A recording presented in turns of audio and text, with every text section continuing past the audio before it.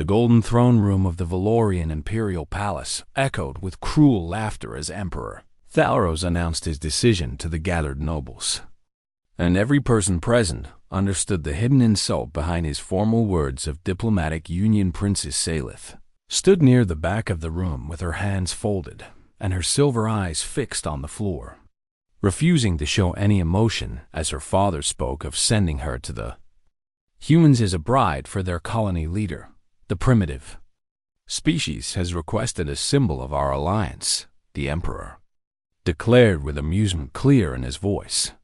And what better gift than my youngest daughter, who has proven herself unable to continue any worthy bloodline? The court erupted in barely hidden laughter and whispered jokes, and Salith felt each laugh like a knife cutting into her heart as her three older sisters exchanged satisfied looks from their places near the throne among the Valorians. Fertility was everything, the measure of worth, the source of status, the very meaning of a female's value to society. And Salith had been born with damaged genetics that made her womb forever empty, and her future forever meaningless in the eyes of her people. Her mother had cried with disappointment on the day the doctors told them the truth, and her father had simply turned away from her as though she no longer existed, leaving her to grow up in the shadows of a palace that saw her as nothing more than a shameful mistake. Now that mistake would serve one final purpose, an insult wrapped in silken ceremony, sent to the humans who were too simple to understand what they were receiving. The humans will never know the difference. Her eldest sister Valindra whispered loudly enough for everyone to hear. And perhaps their inferior species will find her good enough for their basic needs. Salith lifted her chin and met her sister's mocking gaze with cold dignity, determined to show no weakness, even as her heart broke beneath the weight of a lifetime of rejection.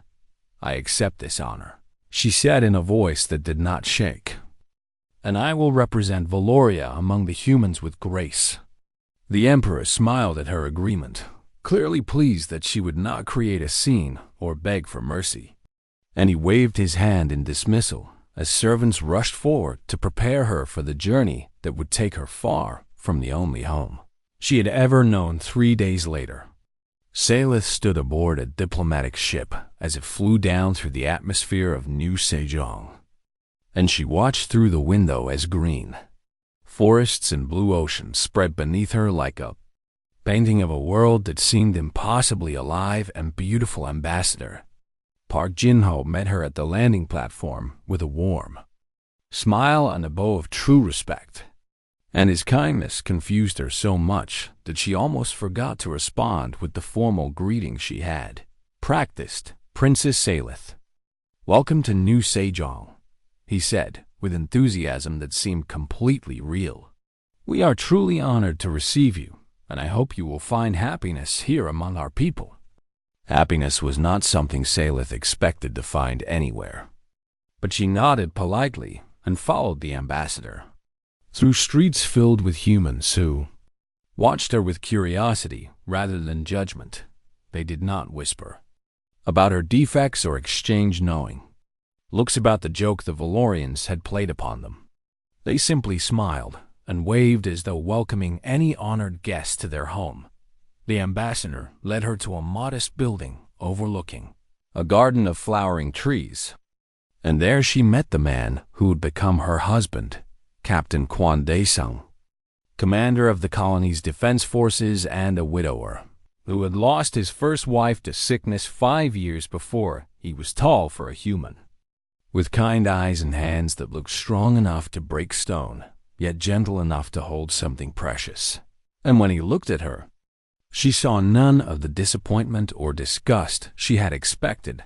Princess Salith, he said softly as he took her hand in his, I know this arrangement was not your choice, and I want you to know that I expect nothing from you except the chance to know you as a person.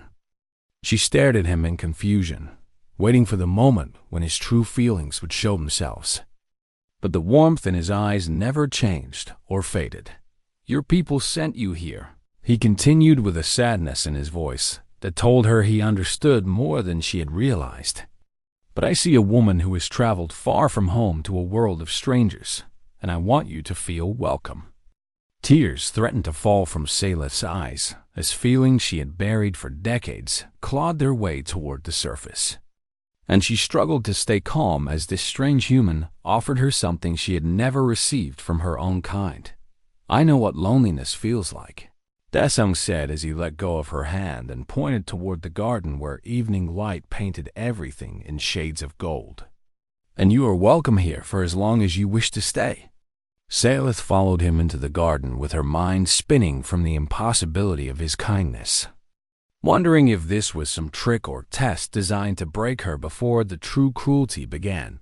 But as they walked among the flowers, and he spoke to her about the colony and its people, asking her questions about Valoria and listening to her answers with real interest, she began to understand that the humans truly did not know what her father had done. They did not see her as defective or worthless. They saw her as their princess, sent in good faith to build an alliance between worlds, and somewhere deep in her frozen heart, a tiny spark of hope came alive for the first time in more than 100 years. She looked at this human man who smiled at her without judgment, and she wondered if perhaps being thrown away might turn out to be the greatest gift she had ever received. The stars above knew Sejong seemed brighter than any she had seen on Valoria, and Saleth allowed herself to imagine, just for a moment, that she might finally find a place where she belonged. The weeks passed slowly on New Sejong as Saleth learned to live in a world so different from the cold perfection of Valoria. And each day brought new surprises that challenged everything she had been taught about the primitive humans. Daesung gave her space and time to adjust, never pressing her for love or demanding the duties a husband might expect from a wife. And his patience confused her almost as much as his kindness. He showed her the colony with pride, introducing her to farmers and teachers and builders who welcomed her with the same warmth their leader showed. And nowhere did she find the judgment or cruelty she had prepared herself to face. "Why do they smile at me?" she asked Daesung one evening as they walked through the central market, where sellers called out greetings and offered samples of their goods. "They do not know me, yet they act as though I belong here." Daesung laughed softly and guided her toward a stall selling sweet pastries that filled the air with the smell of honey and fruit. "That is simply how we are. We believe everyone deserves kindness until they prove otherwise. And you have proven nothing except that you are brave enough to leave everything behind for a new life." Saleth did not understand how leaving under her father's orders made her brave, but she accepted the pastry Daesung bought for her and found herself smiling at the wonderful sweetness on her tongue. The human custom of family dinners proved the most difficult adjustment for the Valorian princess, as Daesung's relatives gathered each week to share food and stories and laughter in a joyful chaos that would have horrified the rigid rules of the imperial court. His mother, a tiny woman named Yoonji, who seemed to have endless energy, immediately adopted Saleth as another daughter and insisted on teaching her how to cook the dishes Daesung loved most. His brother and sister brought their children, who ran screaming through the house in games that made no sense to Saleth, but filled the rooms with a happiness she had never felt in all her years at the palace. One evening, Daesung's young niece Suman came to Saleth with the fearless curiosity that seemed common among human children, and she asked if she could braid the princess's long silver hair. "Your hair is so pretty," the child said with wide eyes full of innocent wonder, like moonlight turned into thread. No one had ever touched Saleth with love, not her mother, not her sisters, not any of the servants who kept careful distance from the defective princess, and the feeling of small fingers gently working through her hair broke something inside her. Tears fell silently down her cheeks as the child hummed a simple song. And when Daesung found them later, he said nothing about the tears, but simply sat beside her and held her hand while his niece finished her work. That night, Saleth told Daesung the truth about her condition, about the genetic defect that made her worthless in the pustless eyes of her people and the cruel joke her father had played by sending her to humanity. "I am infertile," she confessed, with her voice barely above a whisper, "unable to bear children. And my father sent me to you as an insult because he believed you would not understand what you were receiving." She waited for the anger, the disappointment, the cold rejection that she had seen so many times from her own family when they remembered what she was instead. Daesung took both her hands in his and looked into her eyes with such tender understanding that her breath caught in her throat. "I did not marry you for children," he said firmly. "I married you because the universe gave me a second chance at not being alone, and I will never regret that gift." In that moment, Saleth understood that she had found something she never believed possible, a person who valued her for herself, not for what she could produce or provide. The relationship changed after that night, growing from careful politeness into true affection, and then into something deeper that Saleth had no words to describe. They finally came together as husband and wife. It was not from duty or obligation, but from a love that had grown slowly and surely in the warm soil of human kindness. Weeks later, Saleth woke feeling strange, with a sensation in her body that she could not identify and a dizziness that made the room spin around her. Human doctors at the Colony Medical Center ran their tests with gentle care, and Saleth waited with Daesung at her side, expecting to hear that she had caught some illness her Valorian body could not handle instead. Dr. Yoon Myra came out of the examination room with a look of complete shock on her face. "This should be impossible," the doctor said slowly as she looked at the results on her tablet. "But Princess Saleth, you are pregnant." The world stopped as those words crashed into Saleth like a wave against stone, destroying everything she had believed about herself and her future. "That cannot be true," she whispered as Daesung gripped her hand tightly. "I am infertile. My own doctors confirmed it before I was old enough to understand what it meant." Dr. Yoon shook her head in wonder and showed them the scans that proved beyond any doubt that a new life was growing inside the princess who had been told she could never create life. "I do not know how this happened," the doctor admitted, "but your baby is healthy and strong, and I intend to find out what miracle made this possible." Saleth looked at Daesung through tears that blurred her vision, and she saw her own joy and disbelief reflected in his eyes as he pulled her into his arms. The defective princess, sent away as garbage, had somehow received a gift that would change everything she thought she knew about herself and her place in the universe. She held on to her husband and cried tears of happiness. For the first time in her very long life, Dr. Yu Mira had spent her whole career studying the many ways that alien species differed from humanity. But nothing in her years of research had prepared her for the mystery growing inside Princess Saleth. Gathered a team of the best scientists on New Sejong and reached out to colleagues across human space, determined to understand how an infertile Valorian had conceived a child with her human husband. The answer, when it finally came from months of careful study, changed everything the galaxy believed about the youngest species in the Galactic Concord. The Valorians evolved on a paradise world. Dr. Yoon explained to Saleth and Daesung as she showed genetic diagrams on the screen in her office. A planet with stable weather, very little radiation, and almost no biological threats. Their bodies never needed to develop strong repair systems because nothing ever damaged them. She pulled up another image showing the complex structure of human DNA, marked with countless sequences that serve protective and healing functions. Humans evolved on Earth, which we sometimes call a death world because of everything that tried to kill us: radiation from our sun, diseases that changed constantly, hunters and parasites, and 1,000 other dangers that shaped our biology into something remarkably strong.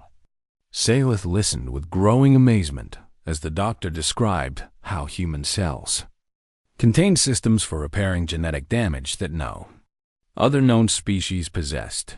Your infertility was caused by damaged sequences in your reproductive genetics, Dr. Yoon continued.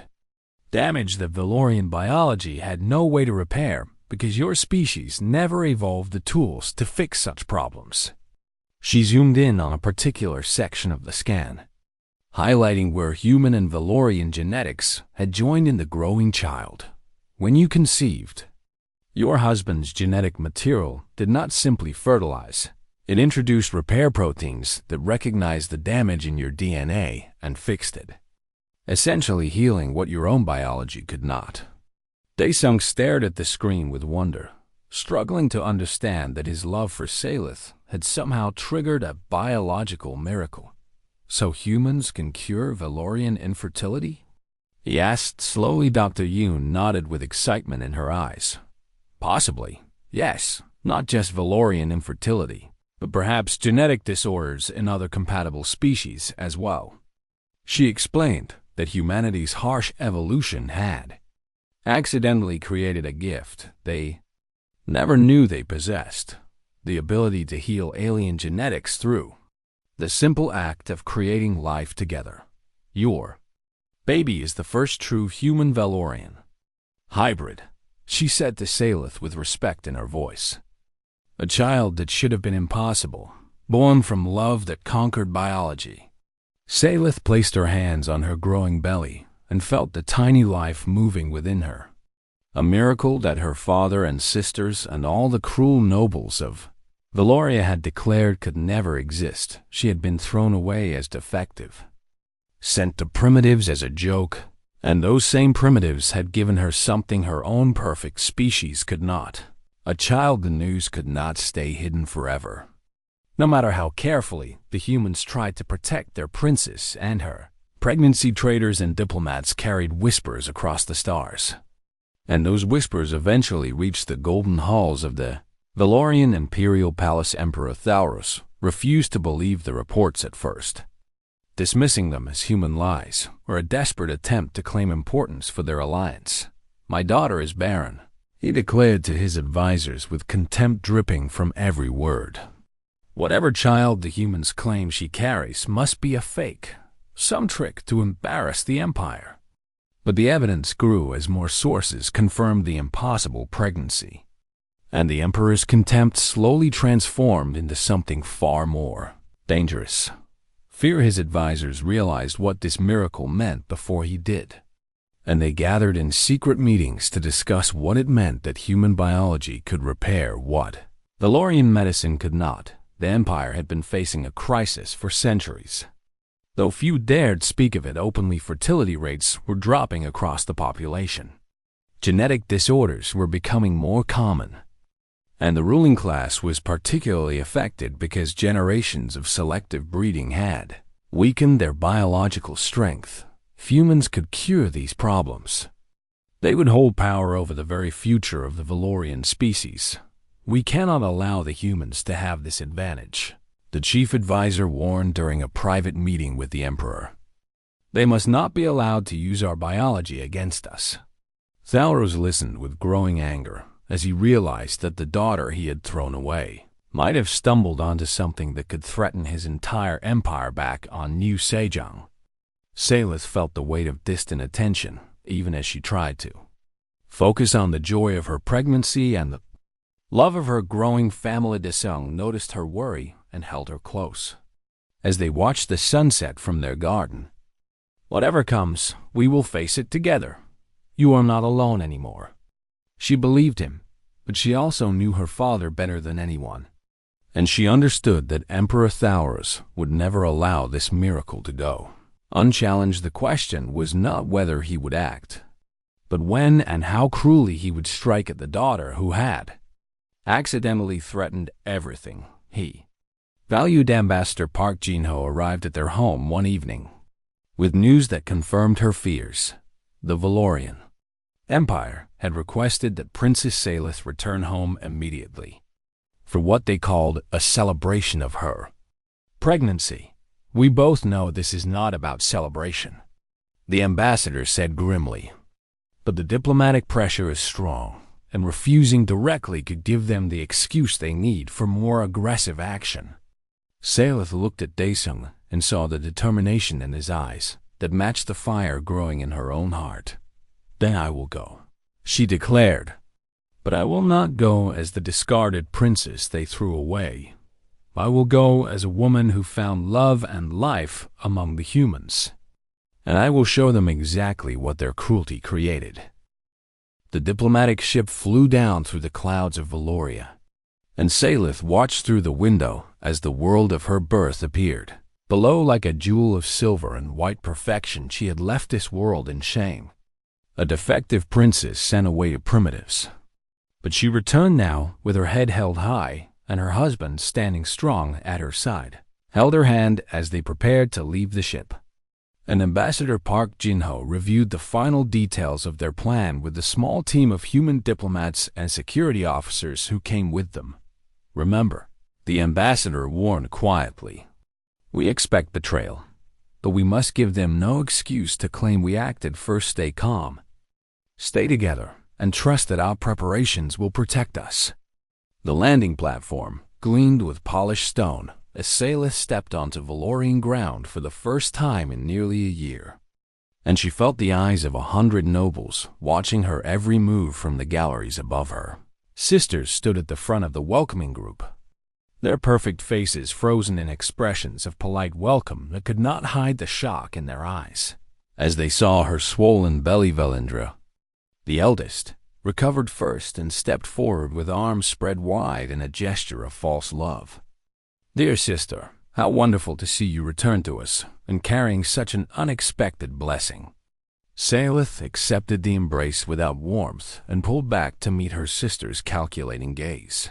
"I am here because Father summoned me, not because I wished to return to a place that never wanted me." The nobles whispered at her boldness, not used to hearing anyone speak with such directness about the imperial family's treatment of their youngest. Daughter Emperor Thalros waited for them in the throne room, seated upon a chair of carved crystal that caught the light and scattered it in rainbow patterns across the walls. He looked older than Salith remembered, his silver hair thinner and his golden eyes harder. And she understood that the passing months had not been kind to a ruler facing the slow decline of his empire. "Daughter," he said in a voice that carried no fatherly warmth, "you have returned to us with quite the story. A pregnancy that our finest doctors declared impossible, fathered by a human." Salith walked forward until she stood at the base of the throne, refusing to kneel or bow before the man who had thrown her away like garbage. "I have returned with truth," she replied firmly. "Truth that your doctors were wrong, that your judgment was wrong, and that your cruelty gave me the greatest gift I have ever received." Daesung stepped up beside her, and his presence seemed to offend the gathered nobles more than any words could have. "You dare bring this human before me?" the emperor demanded as his eyes narrowed with barely contained fury. "You dare show off this abomination you claim to carry?" Salith felt anger rising in her chest like fire, but she forced herself to remain calm as she produced a data tablet containing the genetic evidence. Dr. Yoon had gathered, "This child is no abomination. She is my daughter, created from love between myself and my husband. And these records prove beyond any doubt that the pregnancy is real and the genetics are exactly as we claim." The emperor's advisors examined the data with growing alarm, their whispered discussions confirming what Salith had already known they would find. The evidence was undeniable, the science was sound, and the meaning was terrifying to a ruler who had built his power on the belief that Valorians were better than all other species. "This changes nothing," Thalros declared as he rose from his throne with cold determination in his eyes.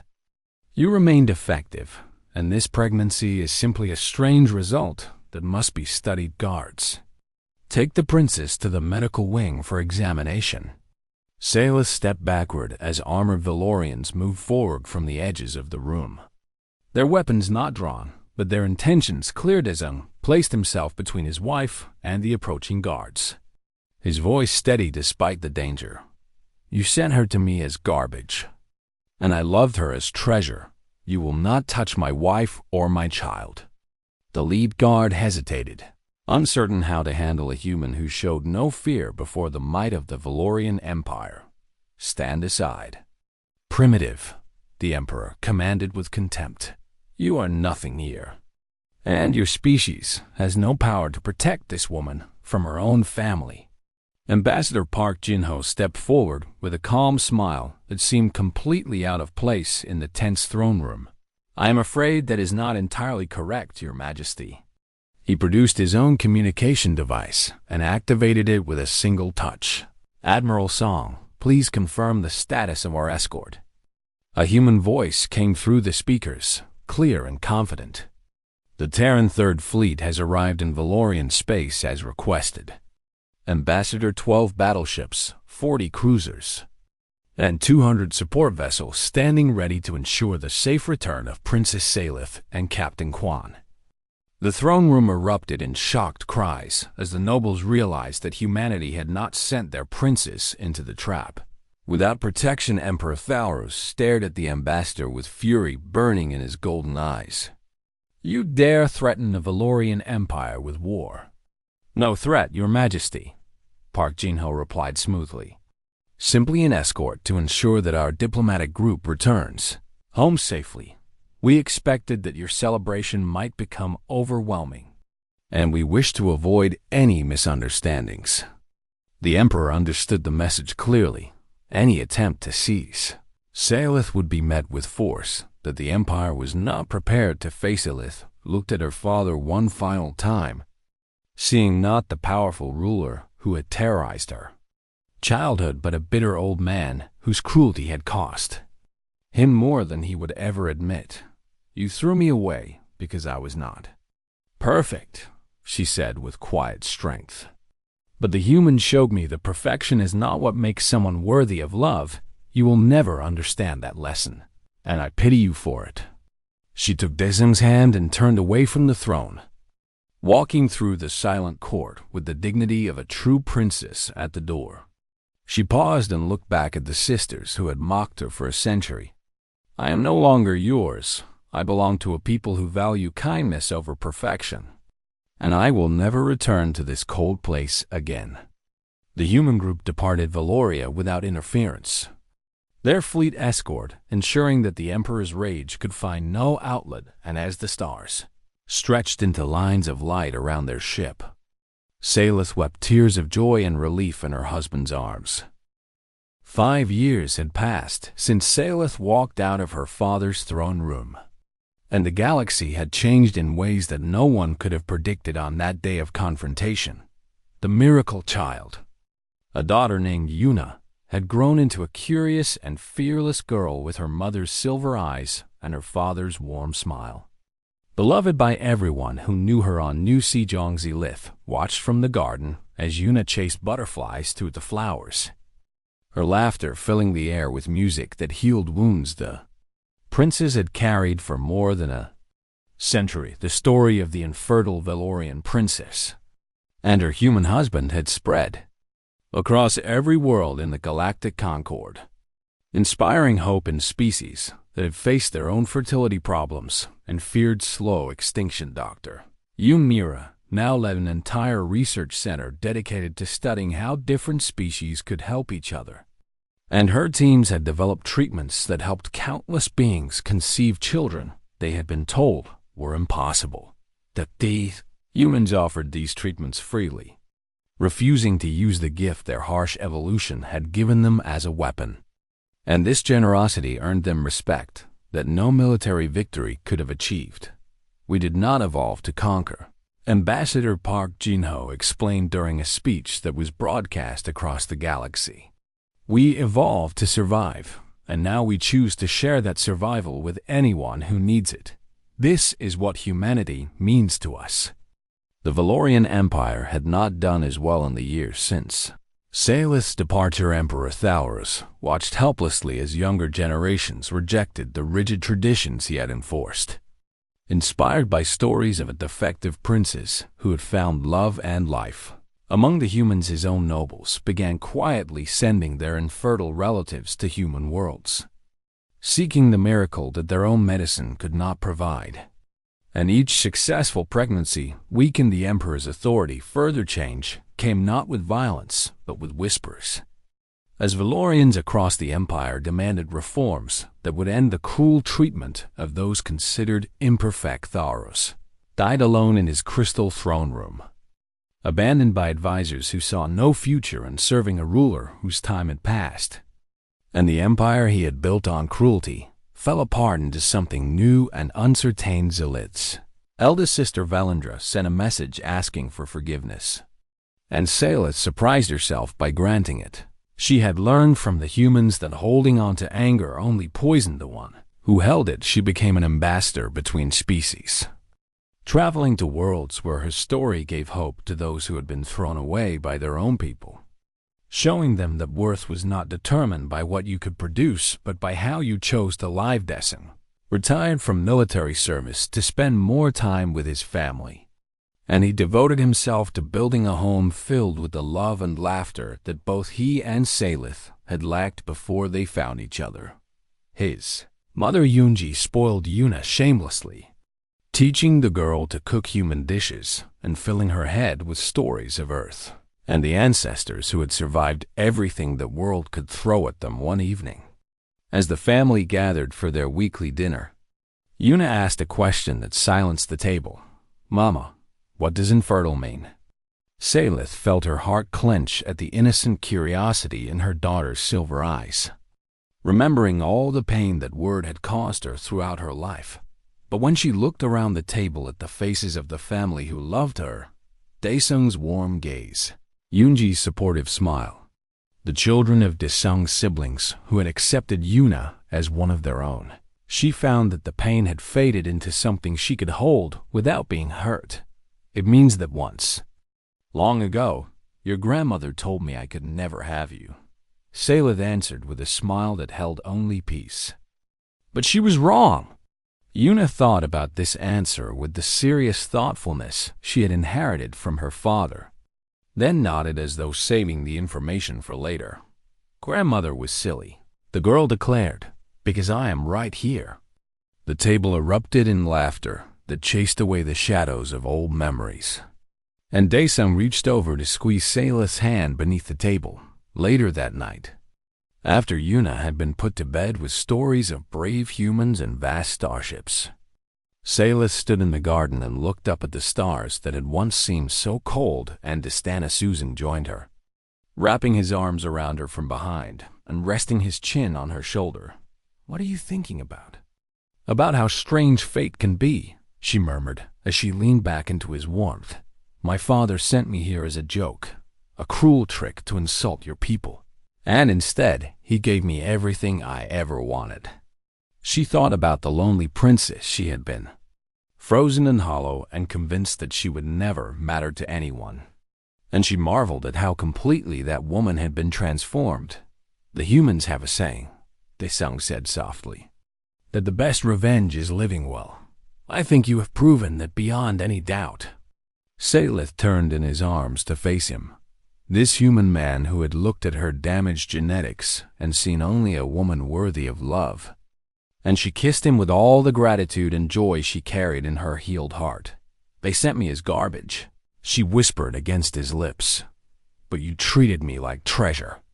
"You were always treasure," he replied. The Valorians were simply too blind to see it. From inside the house, Yuna called out for a glass of water, and the simple request pulled them back from the stars to the beautiful, ordinary reality of their life together. Salith laughed and went to tend to her daughter, the miracle child that an entire empire had declared impossible. And she understood at last what the humans had known all along: worth was not measured in perfection or what you could produce, but in the love you gave and received along the way. The Basivi, defective princess, had become something far greater than any title could describe. She had become a mother, a wife, an ambassador, and a symbol of hope for everyone who had ever been told they were not enough. And as she kissed Yuna goodnight and watched her daughter drift off to sleep, Sayla smiled at the thought that her father's cruelest joke had become the ending that changed the galaxy forever.